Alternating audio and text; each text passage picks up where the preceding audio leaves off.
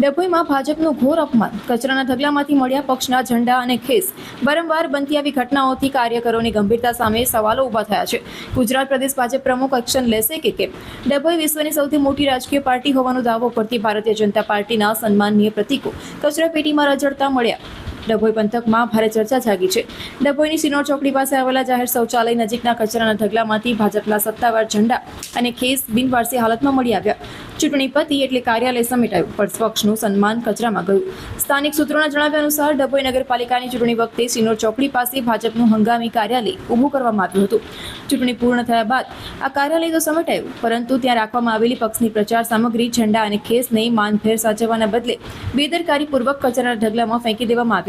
ડભોઈમાં ત્રીજી વખત આવી ઘટના જોવા મળી છે. કાર્યકરોની નિષ્ઠા સામે હાલ તો સવાલો ઊભા થયા છે.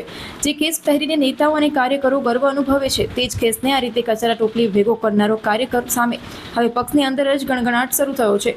શું ગુજરાત પ્રદેશ ભાજપ પ્રમુખ આ ગંભીર અને શરમજનક બાબતની નોંધ લઈ જવાબદાર અને આળસુ કાર્યકર્તાઓની સામે કોઈ કડક પગલાં લેશે, કે પછી પોતાની જ પાર્ટીના પ્રતિકોનું અપમાન કરનારા આવા તત્વોને ખુલ્લેઆમ કરવાની છૂટ મળતી રહેશે? ડભોઈ સિનોર ચોકડી પાસે ભાજપના ઝંડા અને ખેસ કચરાના ઢગલામાંથી મળતા ચકચાર વ્યાપ્યો છે. શું ગુજરાત પ્રદેશ ભાજપ પ્રમુખ જવાબદારીની સામે એક્શન લેશે?